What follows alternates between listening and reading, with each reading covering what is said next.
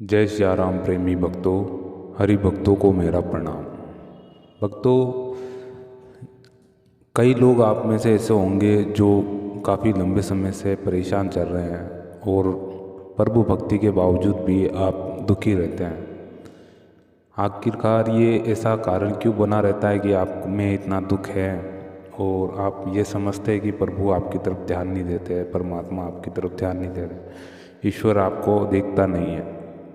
कई बार ऐसे लोग होते हैं कि उनके मन में ऐसी ग्लानि उत्पन्न हो जाती है कि इतनी अगरबत्ती, इतनी कुछ करने के बाद भी, इतना पूजा पाठ करने के बाद भी प्रभु बिल्कुल ही नहीं सुनता है। क्या कारण है इसका?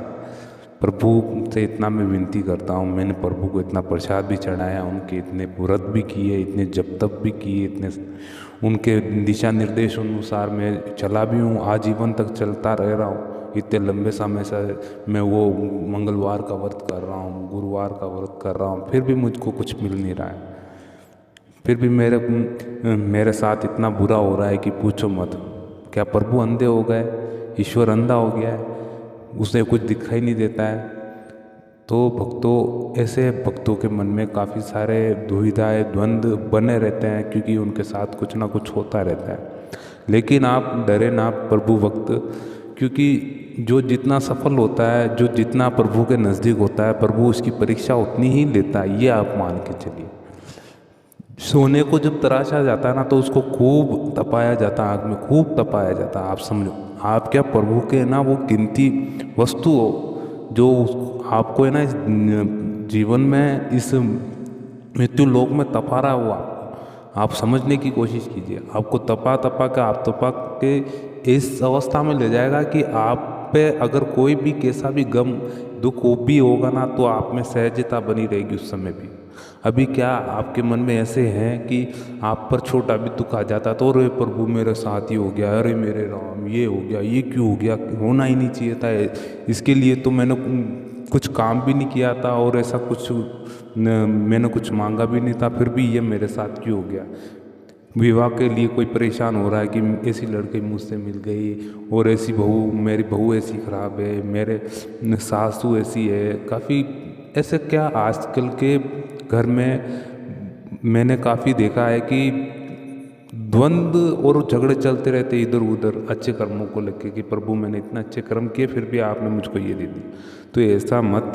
आपका एक दिमाग से एक जो गलत थिंक या सोचने की कल्पना शक्ति है, मैं उसको दूर कर देता हूँ कि इस जन्म में लेने के बाद आपको ये लगता है कि मैं जितने भी अच्छे कर्म करूँगा मुझको उतने ही बहुत ही अच्छे, मुझे भाई साहब की ये मान के चलो कि बहुत ही अच्छे अच्छे।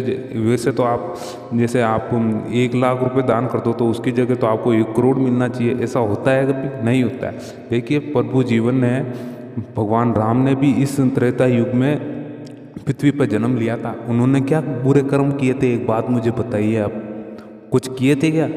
देखिए, उन्होंने कुछ भी बुरे कर्म नहीं किए, फिर भी उनको राजपाट त्यागना पड़ा, 12 वर्ष का वनवास लेना पड़ा, 1 वर्ष तक अज्ञातवास में उनकी पत्नी को खोना पड़ा, हाँ? फिर बाद में उन्हीं के पुत्रों के साथ उनको युद्ध करना पड़ा। फिर बाद में रही सही कसर, उनकी बीवी ने रो धो के फिर पाताल में चले गई और तब उनको क्रोध आया कि हे प्रभु, मैं इस पूरी पृथ्वी को नाश कर दूंगा। इतना क्रोध जब जाकर ऋषि ने उनका उसी समय क्रोध शांत किया कि ये प्रभु, आप तो विधाता है, आप ऐसा क्या करने जा रहे हैं? आपको पता है आपने मानव जीवन लिया, आपको ये आपकी प्रारब्ध में, आपके ये जन कल्याण में ये घटना होनी थी, आपको पूर्व से ही पता है, फिर भी आप ऐसा क्यों कर रहे हैं? दूसरी तरफ इधर द्वापर युग में आ जाइए आप, भगवान कृष्ण हुए इतने महारथी, फिर भी उनको क्या ऐसा, उनके जीवन में ऐसा क्या हो गया आप सोचिए। हाँ, वो तो खुद स्वयं प्रभु है, राम और ये कृष्ण स्वयं प्रभु है, फिर भी उनको, उनका जन्म ही जेल में हुआ, जन्म होते ही माता पिता छूट गए और मामा पीछे पड़ गया कि भाई इसको तो मारना, आप जैसे कैसे कर गए। दूसरी तरफ देख लीजिए, फिर बाद में गांव में आ गए, गांव में आके बसे, राजपाट त्यागना पड़ा उन्हें। फिर बाद में थोड़े किशोरावस्था में समझदार हो गए तो माँ को त्यागना पड़ा, माँ को त्याग के फिर इधर पांडवों के साथ आके रहना पड़ा, युद्ध में शामिल हुए, धर्म युद्ध हुआ, इतना धर्म अधर्म युद्ध, धर्म और अधर्म के बीच में इतना बड़ा युद्ध हुआ, कुरुक्षेत्र का, महाभारत का युद्ध। तो इसमें कहाँ पर उन्होंने कभी ऐसे सवाल पूछे क्या कि हमारे साथ दुख क्यों हो रहा है प्रभु, वो किनके पास जाए, एक बात आप बताएं। यहाँ पर थोड़ा विचार करने की बात है कि प्रभु के समक्ष इतने बड़े दुख थे, तो वो किससे कहे कि प्रभु मेरे पास तो इतने दुख है, अब मैं क्या करूँ मेरे परमात्मा। नहीं भक्तों, आप मानव जीवन में प्रारब्ध एक ऐसा शब्द है जो उनके कर्मों में जुड़ा हुआ है।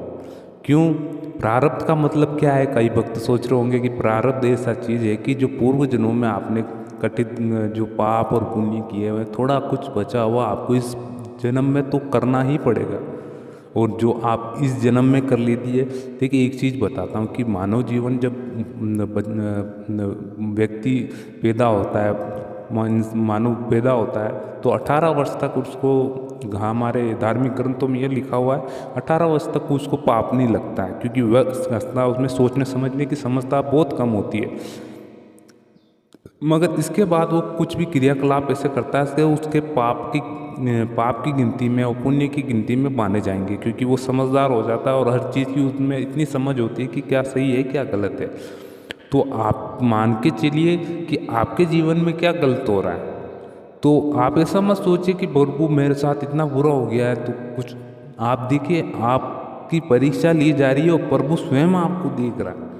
क्यों आप इस परिस्थिति में, आप उस परिस्थिति का समाधान किस प्रकार ढूंढते हैं। उस परिस्थिति में भी आप समतत्व भाव रखते हुए, एक चेहरे पे मुस्कान लिए हुए श्री कृष्ण की तरह, हर दुविधा में आप किस प्रकार से उस दुविधा का उत्तर देते हैं, उसका समाधान करते हैं, उसके साथ संघर्ष करते हैं। बस यही चीज़ मायने में रखती है। आप जब भी कोई चीज़ करने जा रहे हैं तो आप ये मान के चलिए कि आप में जो भी अंतर आपके बैठा हुआ है वो प्रभु स्वयं है। आपके अंतर जो बैठा हुआ प्राण जाप है, जा परमात्मा आत्मा है आपकी, वो प्रभु स्वयं आपके अंदर विराजित है। बस आप घबराए नहीं, बस एक बार विनती कीजिए प्रभु से, उसके प्रति समर्पित हो जाइए। प्रभु अब अगर आपको कुछ ज़्यादा ही परेशान हो रहे हो किसी चीज़ से, तो हाथ जोड़ लीजिए, आप किसी शांत जगह पे जाके बैठ जाइए और हाथ जोड़ के बोलिए, हे प्रभु अब मेरे बस की नहीं, अब तू जाने तेरा काम जाने, मेरे से अब और ये दुख नहीं चला। आंखों से करुणा के आंसू रोइए, उसके सामने रोइए, इतना गिड़गिड़ाइए जैसे कि आपने कोई उधारी ले रखी बहुत भयंकर की, प्रभु मैं तो फंस चुका हूँ, अब तो मुझसे नहीं हो, अब ये धन मुझको चुकाना बहुत भारी पड़ रहा। प्रभु रोइए उनके सामने। ऐसे कभी आपने किया है? ऐसे करके देखिए आप। मेरे हिसाब से 90% लोग होंगे जो ऐसे रोते नहीं है अपने प्रभु के सामने। देखिए उनके सामने करुणा के भाव रखिए, उनसे उनके दास बन जाइए। बस प्रभु मुझसे नहीं हो रहा, प्रभु आप संभालिए आपका काम, मैं तो दुखी हो गया इसमें। कुछ ऐसी बात कही है प्रभु को भी टटोले कि हे प्रभु अपने दास पे नज़र रखिए थोड़ा बहुत, कहाँ जा रहा हूँ, क्या कर रहा हूँ, मैं पापी पुरुष, ना तो मुझ में बुद्धि है, ना तो कुछ सोचने समझने की कल्पना है, मैं क्षीण बुद्धि का आदमी। बस आपके रहमत पर, आपके नियमों सिद्धांतों पे चल रहा हूँ, फिर भी दुख पा रहा हूँ। प्रभु आप संभालिए मुझे थोड़ा बहुत। तो ऐसी कुछ प्रार्थना कीजिए प्रभु से कि आपको परमेश्वर खुद आके पूछे, बेटा तू अब शांत बैठ जा, मैं बैठा हूँ तेरा, तू चिंता न कर।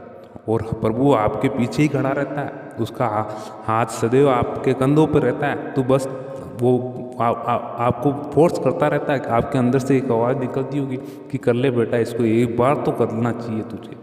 तो वो धक्का देता है, आपको पुशअप करता रहता है कि आप कर ले इस काम को, मैं बैठा हूँ तेरे पास, तो चिंता मत कर, तेरे पीछे ही खड़ा हूँ मैं। अगर तू डगमगा गया तो मैं तुझको तुरंत संभाल के सीधा कर दूंगा और तुरंत तू आगे चला जाएगा। तो ऐसी भावना आपके पास होनी चाहिए कि आपको प्रत्येक समय प्रभु का आवास रहना चाहिए कि प्रभु आपके समीप है। अच्छे बुरे कर्म अपना, आपको इस दुनिया में आए हो तो उसका भोग करना ही पड़ेगा, कि भोग योनि है ये, मानव जीवन भोग योनि है। आपको कुछ ना कुछ तो भोगना पड़ेगा। दुख है तो दुख भोग, देखिए दुख है तो सुख है, रात है अंधेरा है, ऊपर नीचे पाताल तो आकाश, ये आप जानते ही है ना, ये तो सब जानते हैं, भूत है तो परमात्मा है, तो सब चीज़ सत्य है। एक बात मान के चलिए आप, तो ईश्वर से यही कामना है कि आपका जीवन जो है प्रभु की कृपा से और उनके आशीर्वाद से इतना फलीभूत हो कि आप कुछ और ना मांगे उनसे। मेरी यही दुआ है प्रेमी भक्तों।